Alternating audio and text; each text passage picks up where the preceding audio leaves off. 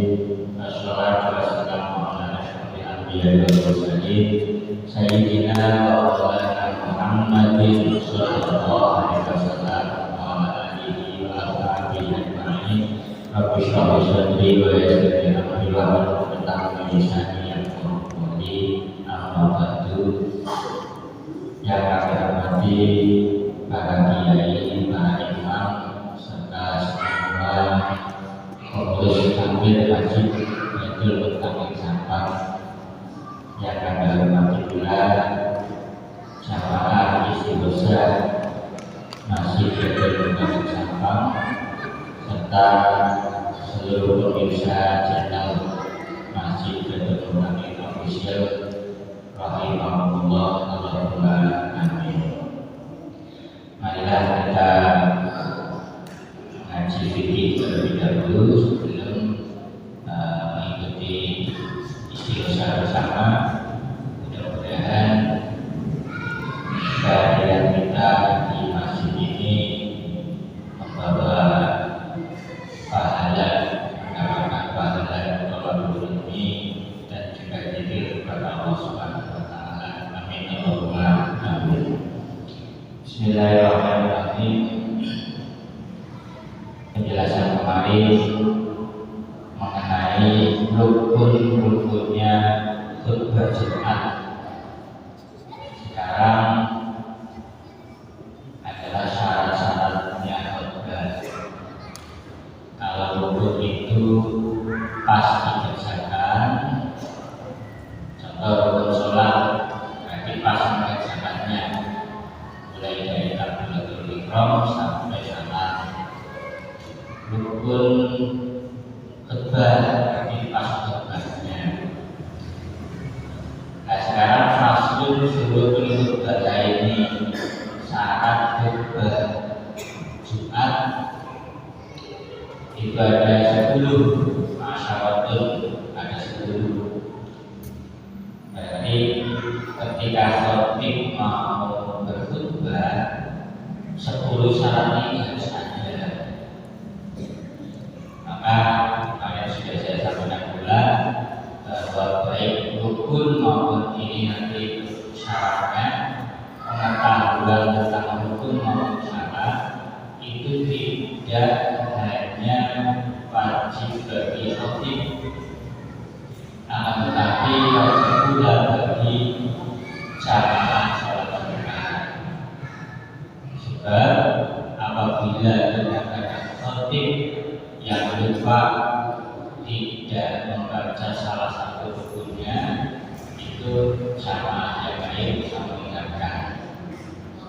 Kalau nanti ini syaratnya tidak terpenuhi, salah satunya jamaah juga bisa mengingatkan sehingga sholatnya bisa sah, sholat Jumatnya bisa sah.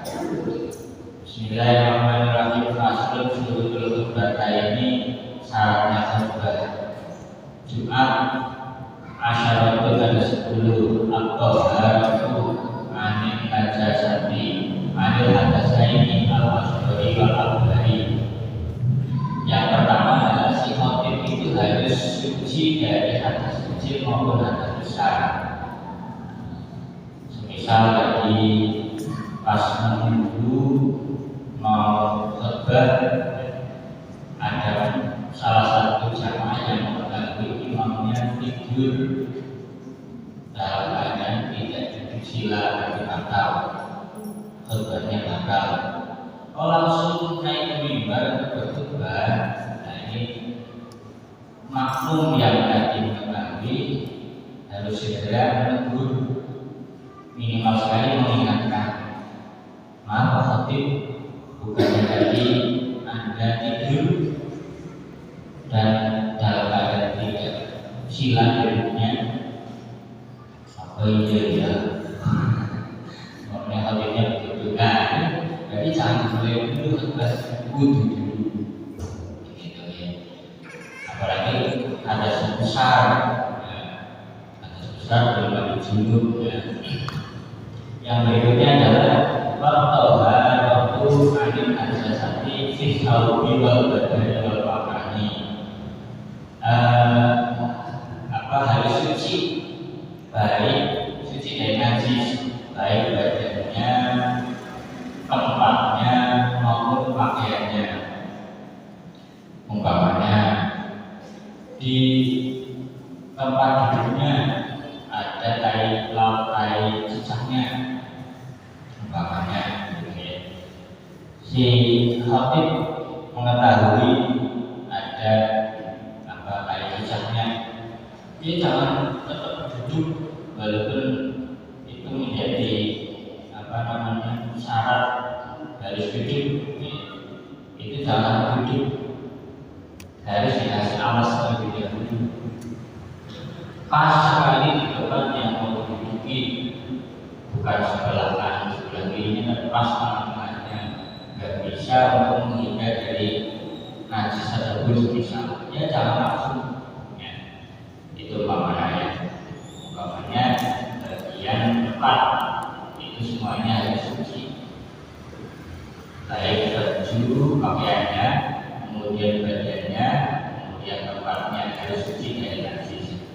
Yang berikutnya adalah wasatul aurati, harus menutupi aurat, auratnya harus tertutup. Ada salah satu makmum yang mengetahui sarungnya khotib bolong kena rokok dan kolomnya lebar, langsung ditegur, jangan dipakai rok, ya Allah, itu kan bolong langsung ditegur, biar ditutupi, tetap pakai sarung itu tapi digeser biar tertutup. Kemudian berikutnya walqiyamu ala berdiri, bagi khotib yang masih kuat berdiri maka ini menjadi syarat sahnya khutbah, harus berdiri. Selanjutnya adalah wal julusu bainahuma fawqa tuma'ninatis sholati, duduk pas khutbah di tengah-tengah khutbah pertama dan kedua itu diselingi dengan duduk. Jadi duduknya itu berapa duduk, itu pun harus agak lama, duduk agak lama, tidak sekedar duduk terus berdiri lagi, tidak ya. Ini fawqa tuma'ninatis sholati, sekiranya membaca Allah atau pas kemarin di bulan Rajab Jumat terakhir itu biasanya membaca wiridan yang jumlahnya ditentukan, nah itu lebih lama lagi. Yang selanjutnya adalah wal mualatu bainahuma, antara khutbah pertama dan kedua itu harus berkesinambungan, tidak boleh jeda terlalu lama. Makanya duduknya pun itu jangan melebihi 2 rakaat sholat, jangan melebihi lamanya 2 rakaat sholat. Kalau sudah lebih maka dianggap sudah tidak nyambung. Jadi sedengan, duduknya itu sedengan, kira-kira membaca doa. Ini tidak hanya untuk bapak-bapak ya, ibu-ibu pun bisa ketika bisa mendengarkan khutbah. Ini diantara 2 khutbah itu waktu yang termasuk mustajabah. Jadi ketika khutbah pertama selesai, terus kemudian duduk, ibu-ibu yang dari rumah berdoa. Misal doanya begini Bu, ya Allah, hentikanlah kenakalan anak saya, dia mau Jumatan. Kalau melihat anak orang Jumatan, ibu ya lewat rumah Gusti Allah pas mendengar khutbah yang pertama selesai, terus khotibnya duduk. Jadi insya Allah Jumat depannya sudah mau Jumatan. Atau tidak lain mau didoakan suaminya jalan Jumatan dan sebagainya, atau doa-doa lain yang jelas itu sangat mustajabah. Terlebih lagi yang sedang berada di masjid mengikuti khutbah dari khotib, itu sangat lebih mustajabah.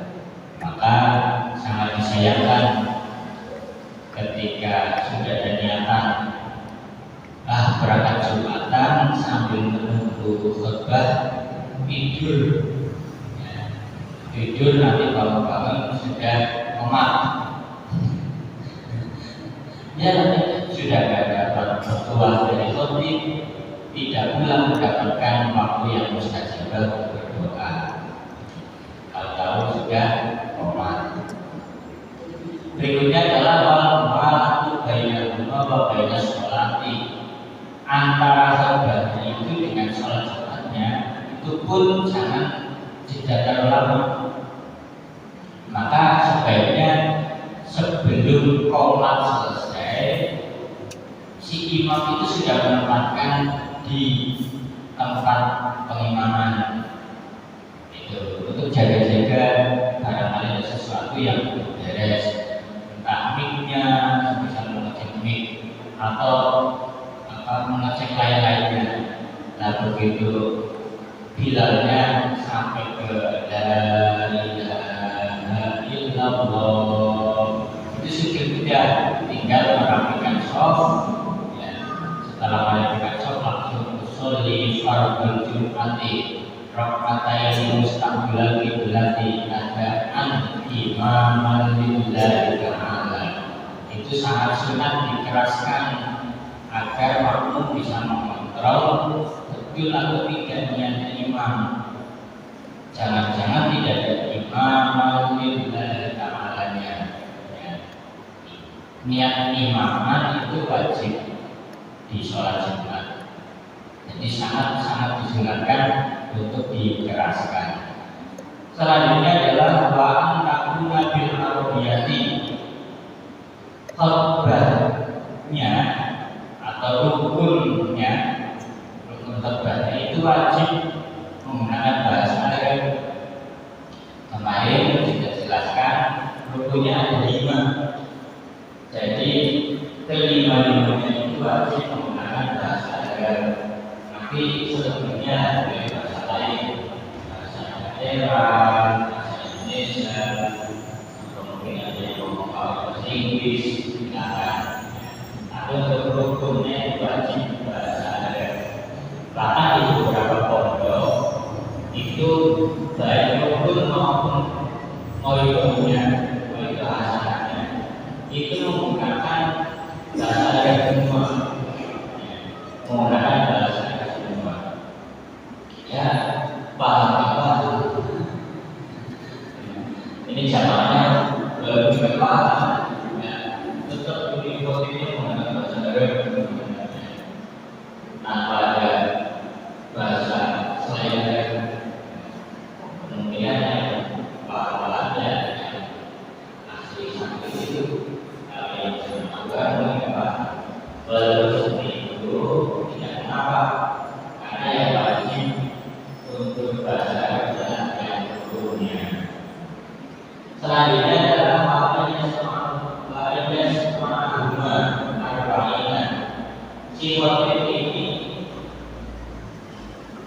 wajib mengeraskan suaranya sekiranya terdengar oleh satu orang.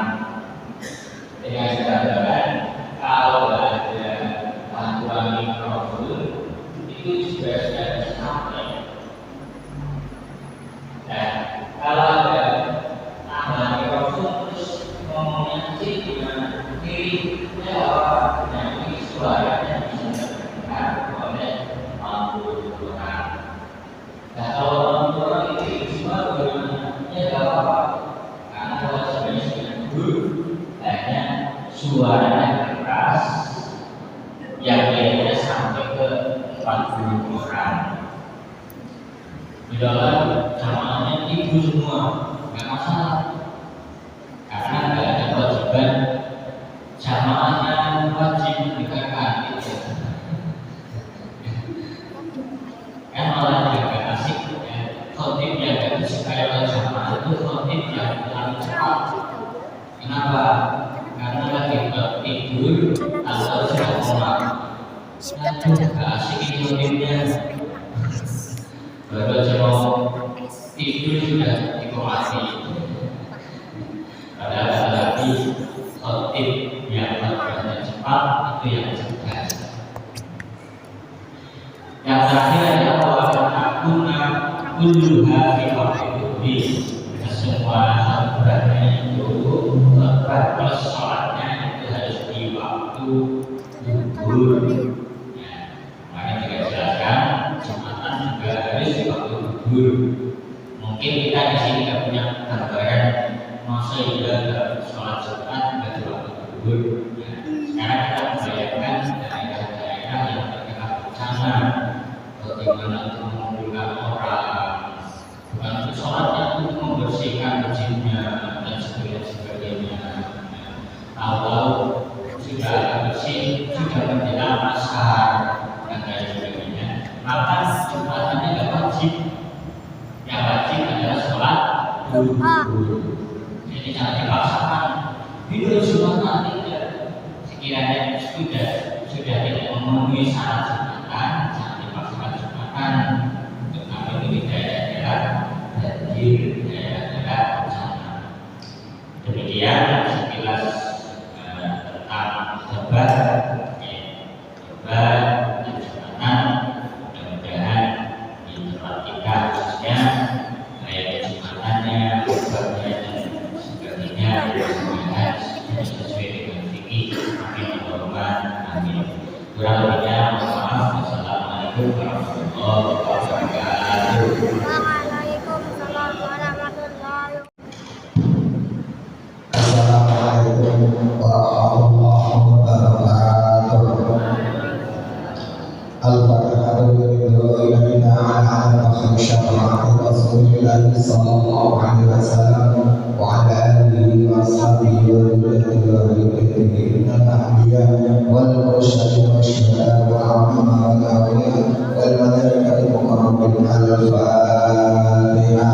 A'udzu billahi minasyaitonir rajim. Bismillahirrahmanirrahim. Alhamdulillahi rabbil alamin.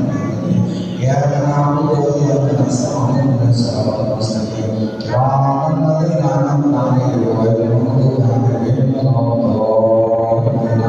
Sallallahu Muhammadin sallallahu alaihi wasallam. Al-Fatihah. A'udzu billahi minasyaitonir rajim. Bismillahirrahmanirrahim. Alhamdulillahi rabbil alamin. Ya na'budu wa iyyaka nasta'in ihdinas mustaqim. Shiratal ladzina an'amta 'alaihim ghairil maghdubi 'alaihim waladdallin. Ya Allah, astagfirullah, ya subhanallah, subhanallah, ya Allah, subhanallah, ya Allah, subhanallah, ya Allah, subhanallah, ya Allah, subhanallah, ya Allah, subhanallah, ya Allah, subhanallah. Ya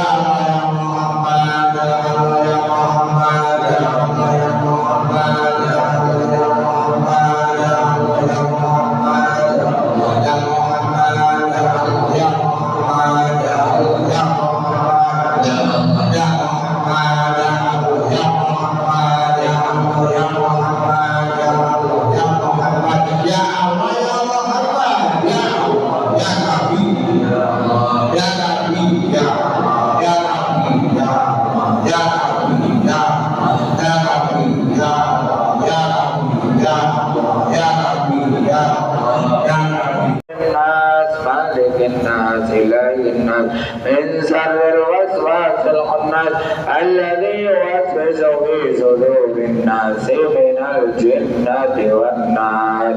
La ilaha illallah, la illallah, illallah, la ilaha.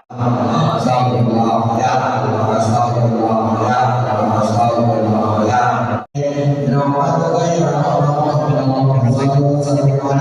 Sayyidina Muhammad wa ala ali Sayyidina Muhammad wa sallallahu ala ashabihi wa sallam ajma'in. Bismillahirrahmanirrahim. Alhamdulillahi rabbil alamin. Hamdan syakiran wa nafi'an. Hamdan mutawaffiqan. Rabbana lakal hamdu kama yanbaghi li wajhika wa ala ali Sayyidina Ibrahim fil alamin innaka Hamidum Majid. Rabbana atina fid dunya hasanah wa fil akhirati hasanah wa qina adzabannar.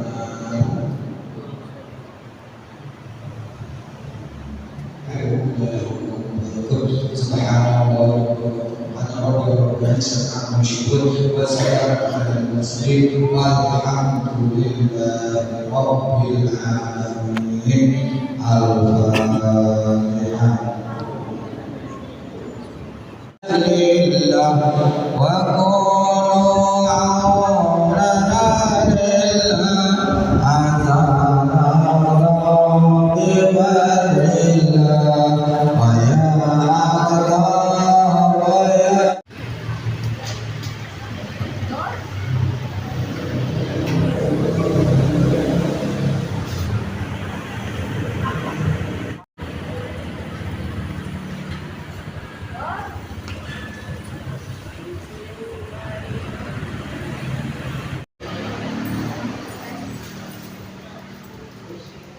Ayo,